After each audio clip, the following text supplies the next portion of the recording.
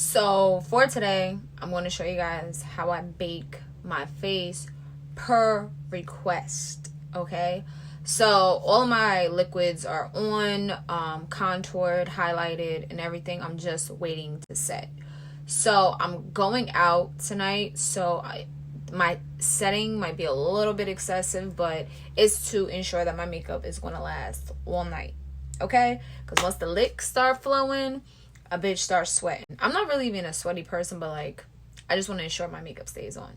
Okay, so let's get started. So first things first, I like to take my dirty brush with my bronzer with my cream contour on, and I like to just press it. So before I set, I just go over everything with dirty brushes. Whatever I use to put it on, I'm just going to, make sure it stays. And then I just take my beauty blender and I just also do the sides of my nose just to soften that. Now, this is just to make sure that there's not going to be like a harsh cream contour and concealer line. Like, I don't like that shit. So, okay, so starting under my eye, I'm going to be using the Mahogany Obsidian shade from Jlarue. You guys, I've been obsessed. Like, obsessed. I have a little bit in the cap, and I'm just putting it on my puff. And I start right at the side of my nose, and I use a little bit first, and this is literally to just set it. I'll come back and bake this area in a second. Alright,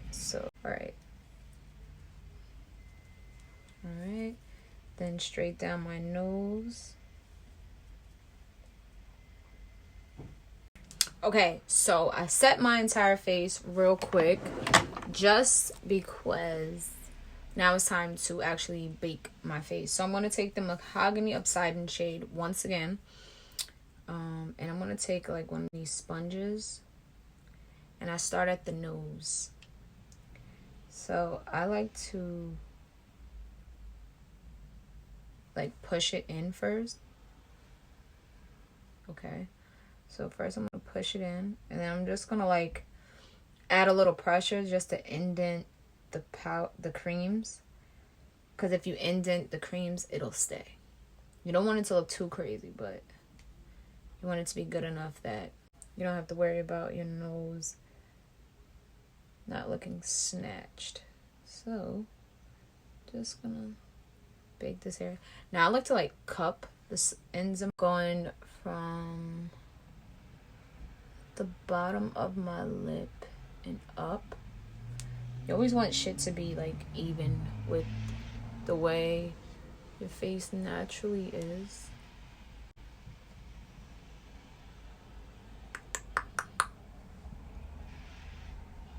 And a little bit on my non-existent chin. Okay, now I'm gonna let this sit for a little bit. While I'm letting this sit, I'm actually going to use a different shade. This is Tiger's Eye. This is the warmer shade, and I'm gonna use this to kind of sharpen up my contour, because I'm going out. I want my face to be, So using the Jlarue Tiger's Eye setting powder, I'm putting it on my brush.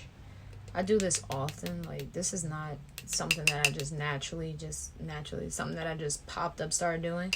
I like to use darker setting powders to kind of warm up my contour, just so my shit don't be looking crazy, And then of course I'll go to warm up a little bit on the sides of the nose, and then always hit this area. Like, you just want like a nice shadow, okay? And it's not using a lot, but I don't mind powders, See how it just warmed up my forehead? Yeah. Okay, so before I dust everything off, I just like to do my nose contour using the Dior